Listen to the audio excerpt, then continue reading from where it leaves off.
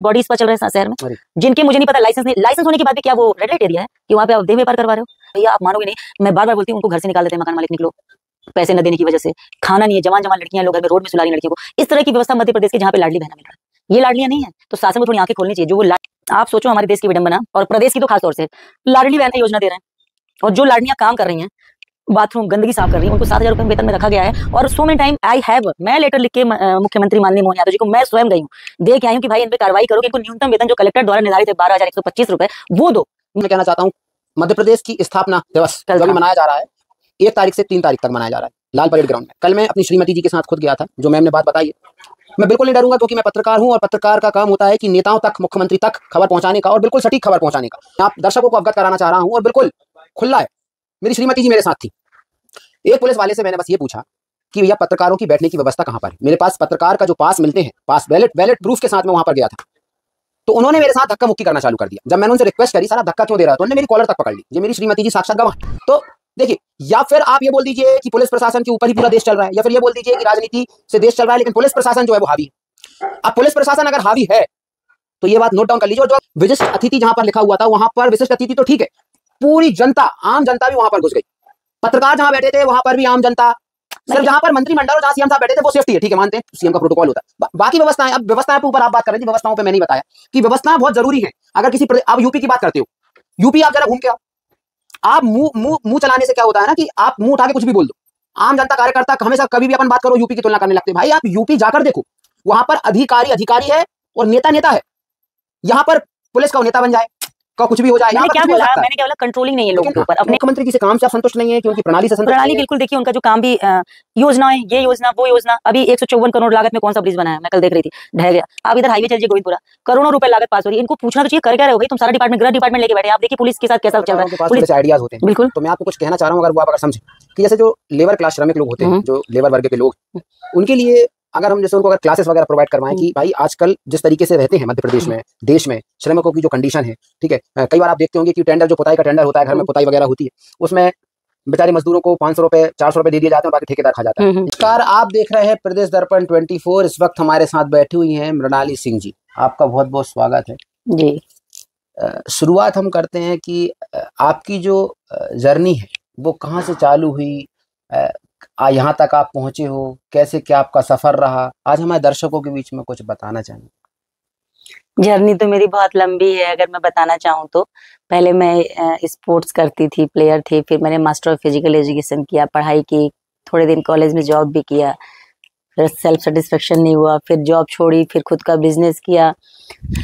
फिर हालांकि social work मैं ऑलवेज करती थी, मैं पॉलिटिकली एक्टिव हूँ ना रहूँ, लेकिन मैं सोशल वर्क करती, पेड डोनेट करना, बच्चों को स्पोर्ट्स कराना, ये सब करती थी मैं। फिर सडन मेरे साथ कुछ ऐसा हुआ कि मैं 18 महीने बेड पे चली गई। उसके बाद जब उठी तो लोगों की समस्याएं देखी, रोड, लाइट, पानी, जनता बड़ी परेशान है। हालांकि मुझे तब भी कोई मतलब नहीं था, मैं निकली, मैंने क्या है यार। फिर ऐसे ही होने लगा। फिर पार्षद का चुनाव का टाइम आया तो किसी ने बीजेपी कार्यालय से ही फोन किया कि कौन से वार्ड में रहती हो, कैसा क्या है। तो मैंने बताया, बोले जनरल आया, तुम भर दो। भरे तो टिकट नहीं मिला, कोई बात नहीं, अपन अब तो अपन ने ठान लिया, लड़ना है तो लड़े, हारे इट्स ओके, लड़े। उसके बाद सीख मिली क्योंकि हम ज्यादा फोर्स भी नहीं की टिकट दो, घूमे भी नहीं बहुत ज्यादा पीछे लोगों की दे दो थे। तो हमें ये लगा कि ये दिखा लड़ना है, लड़ लिया, लोगों के लिए किया। फिर उसके बाद जब हम मुझसे हारने के बाद फिर जनता मेरे पास बड़ी तेजी से आना चालू की। मैं हारी थी, उसके बावजूद मेरे पास, आप मानोगे नहीं, बीएचईएल के मजदूर, आम जनता, गोविंदपुरा क्षेत्र की, आप मेरे ख्याल से आप 3 घंटे से बैठे देखो कितने लोग आगे गए मेरे पास।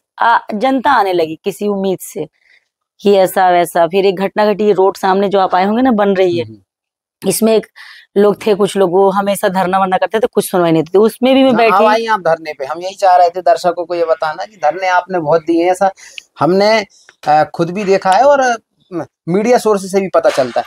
तो क्या कहेंगे दर्शकों को, कैसे आक्रामक धरने करे हैं आपने? मेरा पहला, मैं वही बताना चाहती थी आपको, धरना पहला जो था, कुछ एक कोई है बुजुर्ग दादा, वो करते थे रोड के लिए।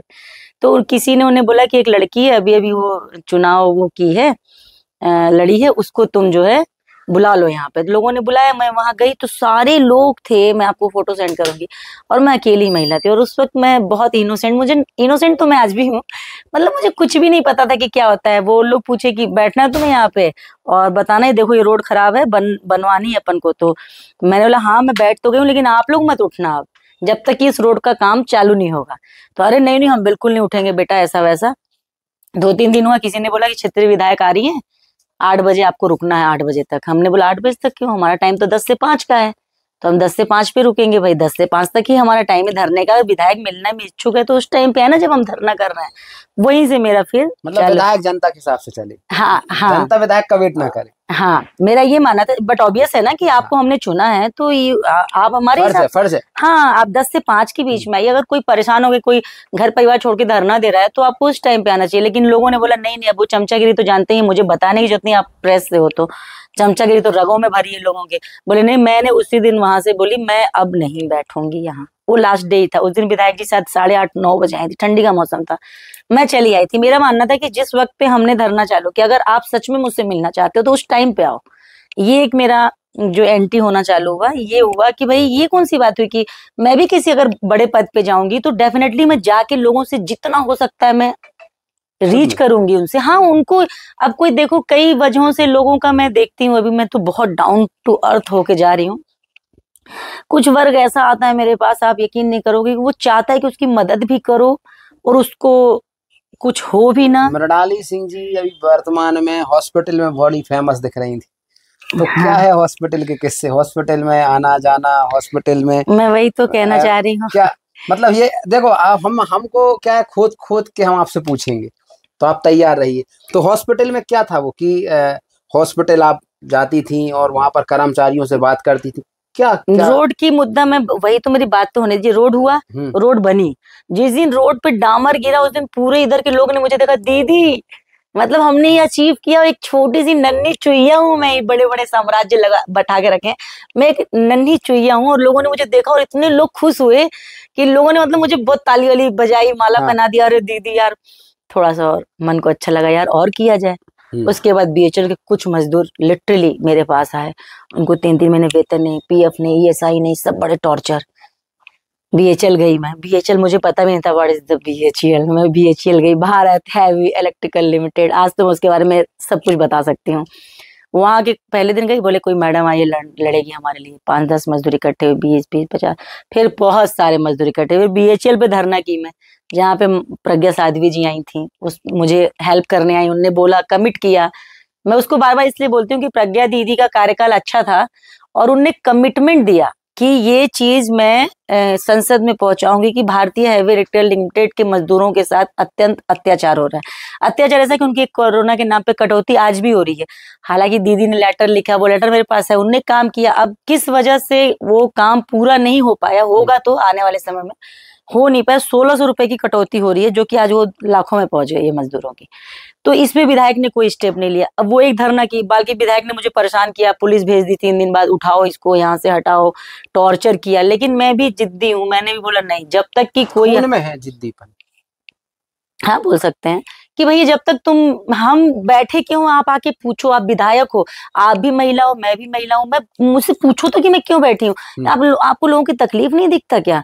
लोग दर्द में है, तकलीफ में, आपकी जनता है, आपकी जनता है। फिर तो ये कि अब आपने क्या बोला 1250, फिर 1250 में तो मैं अभी गई थी, वहां के मजदूरों के 6-6 महीने वेतन नहीं, पीएफ नहीं, ईएसआई नहीं। आप सोचो हमारे देश की विडंबना, और प्रदेश की तो खास तौर से लाडली बहन योजना दे रहे हैं, और जो लाडलियां काम कर रही हैं, बाथरूम गंदगी साफ कर रही हैं, उनको 7,000 रुपए में वेतन में रखा गया है। और so many time I have, मैं लेटर लिख के मुख्यमंत्री माननीय मोहन यादव जी को मैं स्वयं गई हूँ, दे के आई हूँ कि भाई इन पे कार्रवाई करो कि इनको न्यूनतम वेतन जो कलेक्टर द्वारा निर्धारित है 12,125 रुपए, वो दो। मोहन यादव जी ने बीच में इतना करवाया कि जिस दिन उनके पास गई उसके अगले 2 दिन बाद ही वेतन उनका गिरा, जो रुका हुआ वेतन था। लेकिन आज भी न्यूनतम वेतन वहां नहीं मिल रहा है। तो अस्पताल आना जाना ऐसा था कि उनका बहुत सारा पैसा रुका हुआ था, जो कि मिला, अभी रेगुलर मिल रहा है, हर महीने वेतन मिल रहा है। लेकिन एक कोई अभी उनका था।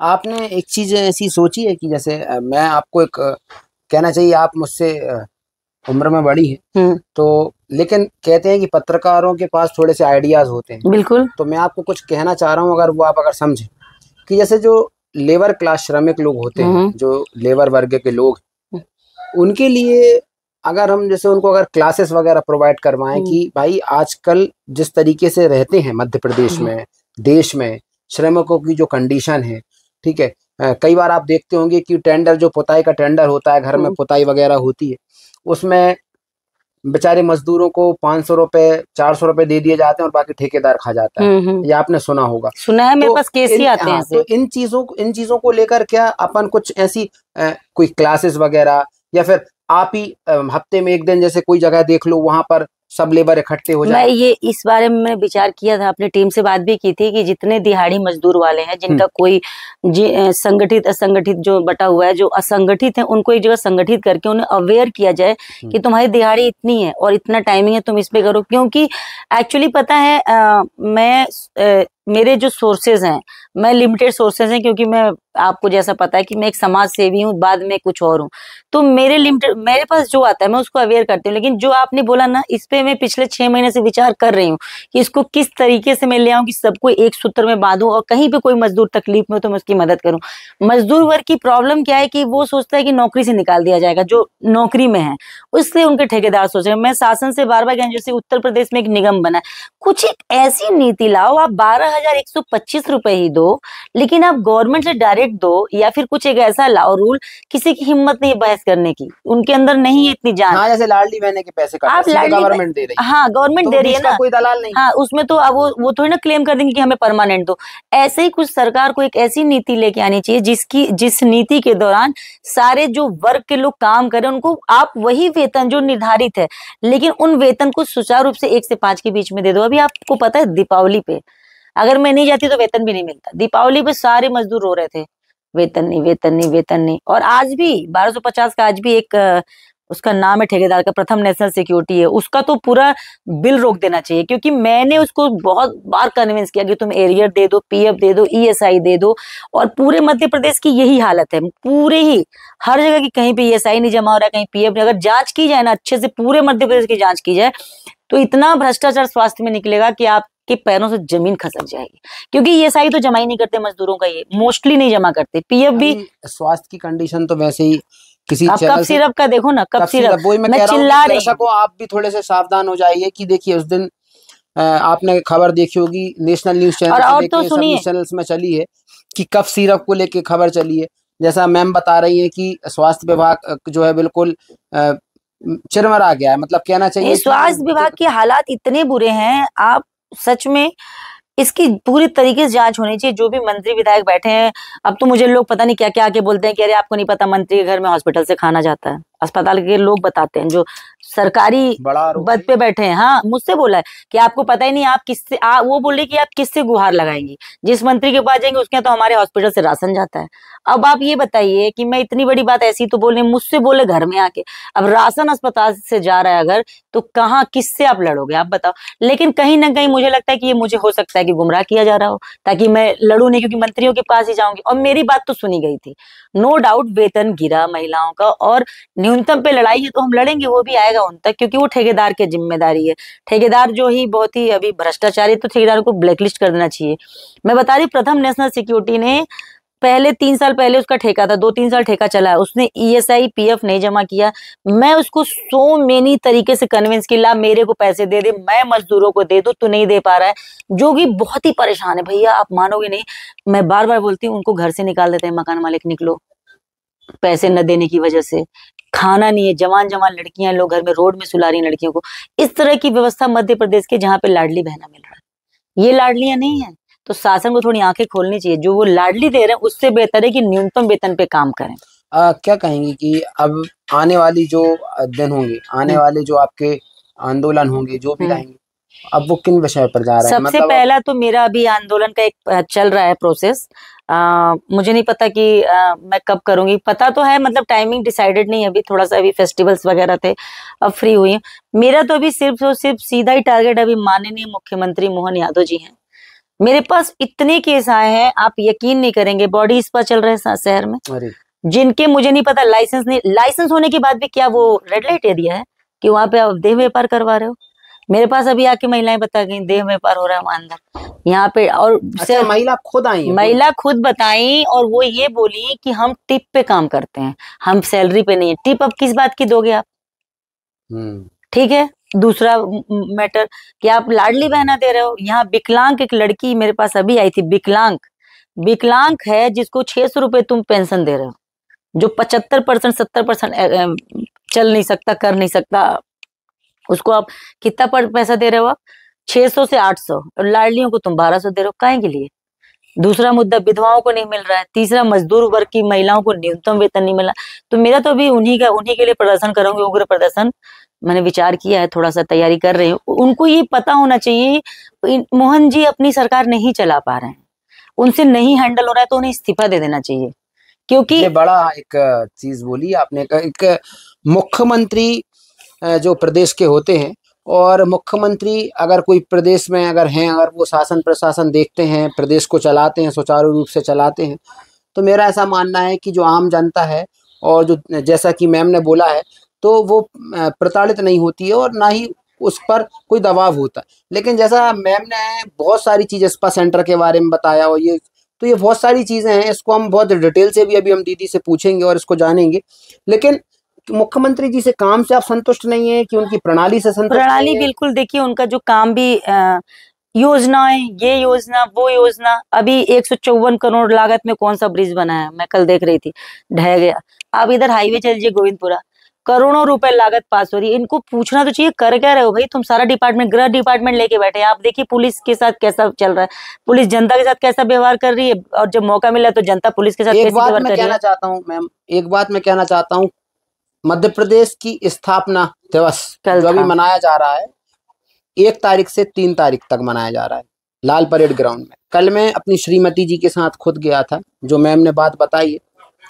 मैं बिल्कुल नहीं डरूंगा, क्योंकि मैं पत्रकार हूं, और पत्रकार का काम होता है कि नेताओं तक, मुख्यमंत्री तक खबर पहुंचाने का, और बिल्कुल सटीक खबर पहुंचाने का।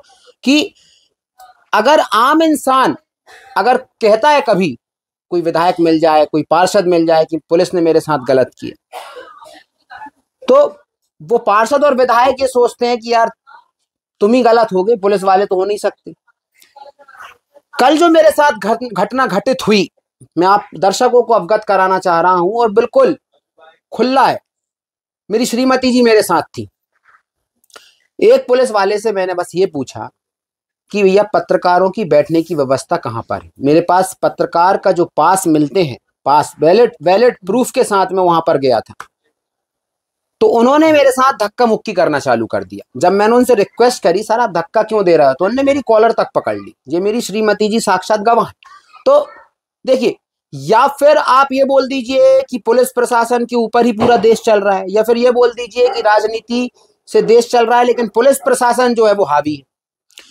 अब पुलिस प्रशासन अगर हावी है तो ये बात नोट डाउन कर लीजिए, और जो अगर मेरी वीडियो देखेंगे तो पुलिस अधिकारी खुद समझ जाएगा कि मैंने उन तक ये वीडियो पहुंचाई है। देखिए, मैं नाम नहीं ले रहा हूं, क्योंकि देखो वो भी एक अधिकारी है, मैं नाम नहीं ले रहा हूं, बिल्कुल उनकी ऐसी बेइज्जती नहीं कर रहा हूं। लेकिन हाँ, एक चीज है अधिकारी जी, मैं आपको जी करके फिर से बोल रहा हूं कि अगर कोई आपसे पोलाइट वे में बात कर रहा है, मैं जानता हूं कल बहुत भीड़ थी, बहुत ज्यादा लोग वहां पर मौजूद थे, पुलिस भी बहुत मेहनत करती है, मैं सब समझ रहा हूँ, लेकिन आप फिर ड्यूटी चेंज कर दो ना भाई, आप थक गए हो तो। मैं ये चीज जान रहा हूँ। मैम बताइए, आप कोई पुलिस वाला ये कह रहा है कि मैं 6 घंटे से ड्यूटी कर रहा हूँ, ये कोई बात थोड़ी होती है। आप 6 नहीं, सुनिए, पुलिस का तो 24/7 में काम रहता है, उनका कोई ड्यूटी नाइट नहीं है।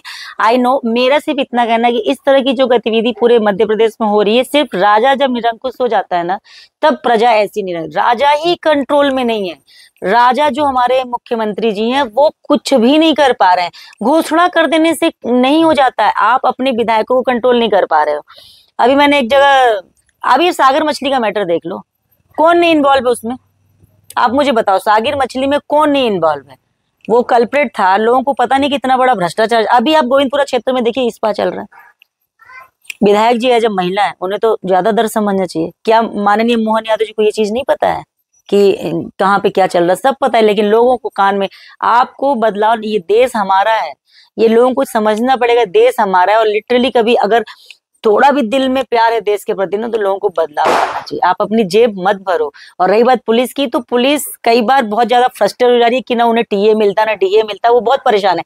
और जनता भी क्या करती है, हावी हो जाती है पुलिस के ऊपर। पुलिस हावी, मौका मिल रहा है, मतलब एक कंट्रोलिंग जो है ना कि किसको कितना लिमिट में कंट्रोल करना, ये हमारे माननीय हाँ, कल ये मैंने देखा मैम, कल मैंने कार्यक्रम में देखा कि जहां पर जिसकी बैठने की व्यवस्था है वहां पर कोई और बैठा हुआ है, कंट्रोल नहीं वहां है। पर एक बोर्ड लिखा है विशिष्ट अतिथि। अब विशिष्ट अतिथि का मतलब तो शायद नेतागण बता पाएंगे हमको, क्योंकि शायद उनको ऐसा लगता हो कि मुझे पता ना हो। विशिष्ट अतिथि का मतलब होता है कि जो भारत सरकार या फिर राज्य सरकार द्वारा जो विशिष्ट अतिथि उन्होंने बुलाए हैं वो उस चेयर पर बैठे और कार्यक्रम को देखें। विशिष्ट अतिथि के जब हम वहां पर, हम आपको बताएंगे, मैंने विजुअल बनाए, विशिष्ट अतिथि जहां पर लिखा हुआ था वहां पर विशिष्ट अतिथि तो ठीक है, पूरी जनता, आम जनता भी वहां पर घुस गई। पत्रकार जहां बैठे थे वहां पर भी आम जनता, सिर्फ जहां पर मंत्रिमंडल और जहां सीएम साहब बैठे थे वो सेफ्टी है, ठीक है, मानते हैं सीएम का प्रोटोकॉल होता है। बाकी व्यवस्थाएं, अब व्यवस्थाएं पे ऊपर आप बात कर रही थी, व्यवस्थाओं पे मैंने ही बताया कि व्यवस्थाएं बहुत जरूरी हैं। अगर किसी अब यूपी की बात करते हो, यूपी आप जरा घूम के आओ, आप मुंह चलाने से क्या होता है ना कि आप मुंह उठा के कुछ भी बोल दो, आम जनता कार्यकर्ता हमेशा कभी भी अपन बात करो यूपी की तुलना करने लगते। भाई आप यूपी जाकर देखो, वहां पर अधिकारी अधिकारी है और नेता नेता है। यहां पर पुलिस का नेता बन जाए, का कुछ भी हो जाए, यहाँ पर कुछ भी हो सकता है। मैंने क्या बोला, कंट्रोलिंग नहीं है लोगों के ऊपर, अपने लिमिट नहीं पता है कि किसको, पुलिस को क्या करना है। जनता को भी अपना, कुछ भी होता है ना, फोन लगाते हैं, गाड़ी पकड़ गई। पहली बात तो पुलिस को गाड़ी पकड़ छोड़नी नहीं चाहिए, चालान काटो फिर छोड़ो, मतलब किसी के फोन पे नहीं। आप अपने रूल, और ये सब क्यों हो रहा है, ये सब Ladli Behna, moral of story घूम फिर के आएगी लाडली बहना। रीजन क्या है, हर महीने आपको इतने पैसे डालने, वो पैसे आप अपने घर से दे रहे हो क्या? वो पैसे हमारे और आपके पैसे हैं, टैक्सेस के पैसे हैं। ये लाडली बहना नैतिक और कानूनी रूप, दोनों रूप से गलत है। मैं बार बार बोलती हूँ, नैतिक इसलिए कि बिना फ्री में किसी को पैसा क्यों दे रहे हो आप। देखिए स्कूल बने हैं सरकारी, उनकी मरम्मत कराइए, हॉस्पिटल्स हैं इलाज के लिए, सब कुछ तो सरकार दे रही है, राशन दे रही है, स्कूल की पढ़ाई दे रही है, शिक्षा दे रही है, तो फिर किस बात के 1200 रुपए दिए जा रहे हैं? अब इस बारे में बात करेगा कोई मुझसे, वरिष्ठ अधिकारी, किस बात के लिए 1200 दिए जा रहे, क्यों दिया जा रहा है? इस तरीके से हमारा देश गुलाम बनेगा, प्रदेश गुलाम बनेगा। गरीबी आ रही है ना, चोरी कितनी भयंकर चालू हो रही है। अब देखिए कितने फालतू के काम चालू हो गए हैं शहर में, आप देखिए कोई कुछ नहीं बोल रहा। जिस दिन लाडली बहना बंद होगी, एक स्टेप हम थोड़ा सा आगे बढ़ेंगे। गरीबी में जा रहा है हमारा प्रदेश, कर्ज में डूबते जा रहे हैं हम। क्यों हो रहा है ऐसा? जहाँ पे ये एक सवाल सही है, और कानूनी रूप से इसलिए कि हमारे और आपके टैक्सेस के पैसे हैं, वो बिना हमसे पूछे हुए पैसे दिए जा रहे हैं। आप सरकार हो, कुछ भी करोगे, ऐसा नहीं हो सकता। वो फ्री में दे रहे हो, फ्री में। अटल बिहारी वाजपेयी जी एक बहुत बड़े नेता थे, सम्मानीय थे, उन्होंने बोला था देश में सिर्फ 3 चीजें फ्री होनी चाहिए, स्वास्थ्य, शिक्षा और न्याय। वो आज भी मिल रहा है। इवन मोदी जी ने हमारे तो राशन तक देने लगे, लो भैया खाओ, कम से कम अभाव में मरो मत भूखे तुम। राशन मिलने के बावजूद फिर 1200 रुपए क्यों दिया जा रहा है? इसमें थोड़ा सा बता, आपको मैं एक चीज और बता देता हूँ। देखिए, मैं किसी सरकार की कोई अगर योजना है, मैं उसके विरोध में नहीं हूँ। मैं तो हूँ, ठीक है, नहीं आप हो, लेकिन मैं विरोध में इन द सेंस कि आप विरोध की बात मेरी बात तो पूरी सुन लीजिए। आपने जो बोला, मैं एक पत्रकार होने के नाते कोई सरकार अगर कोई योजना लाती है तो मैं उसका खुली तौर पर विरोध नहीं कर सकता। हाँ, लेकिन एक चीज जरूर है कि आप लेबर वर्ग को आप देखिए, किसी के घर में अगर जैसे कोई काम वाली दीदी है, अगर मान के चलो वो झाड़ू पोंछा करती है, पहले क्या होता था, जब वो झाड़ू पोंछा करती थी, अगर मान के चलो वो 2 दिन नहीं आई, तो आप उनसे स्ट्रिक्टली तरीके से बोलते थे, दीदी आप 2 दिन क्यों नहीं आई? तो वो आपकी इज्जत करती थी और क्या कहती थी कि यार मेरी तनख्वाह कट जाएगी, अब मैं हमेशा आऊंगी, दीदी सॉरी लेकिन आप 2 दिन के पैसे मत काटना। लेकिन अब जो है, घर मिल गया, राशन मिल गया, 1250 मिल रहे हैं, आप उनको डांट के दिखा दो, मैं मान जाऊं। आप वो कल से एक ही चीज बोलेंगे, आप मेरा हिसाब कर दो, बताओ मैं अगर झूठ बोल रहा हूं। नहीं, डांटने की बात नहीं, यहाँ वो एक गरहटी चढ़ गई, जिसको गरहटी बोलते हैं ना, कि हमें फ्री में पैसे मिल रहे, हम काम करने के हमें पैसे मिलेंगे। तो यही तो मैं बोली, नैतिक और कानूनी दोनों रूप से गलत है। आप काम करवा के दो, अगर आपको महिलाओं को देना है दो, लेकिन उनको दोनों जो 70%, मेरे पास तो रिकॉर्ड रखा है, मैं आपको पेपर दे दूंगी, लड़की 70%, 600 रुपए तुम उसको वो दे रहे हो, पेंशन दे रहे हो 600 से 800। बाहर आंटी 5 साल से विधवा पड़ी, उनको पेंशन ही नहीं मिला, ले लेके कभी वार्ड ऑफिस जाती है, कभी जोन कार्यालय, कहीं तो पेंशन बनवा दो, बननी। तो इन चीजों पे काम करना चाहिए मध्य प्रदेश शासन को। ये थी हमारे साथ मृणाली सिंह जी, जिन्होंने विस्तृत आज जानकारी हमको प्रदान करी है, हमारे दर्शकों को करी है। आपको बहुत बहुत फिर से धन्यवाद। अभी तो समय खैर बहुत बड़ी वीडियो हो गई होगी, इसको हम दर्शकों को, दर्शक भी देखेंगे तो उनको इंटरेस्टिंग लगेगा, अच्छा लगेगा, आप पूरी वीडियो देखिएगा। और हाँ, अगली बार हम फिर से आएंगे तो नए मुद्दों के साथ, नया आंदोलन भी करेंगे तो वो भी हम कवर करेंगे।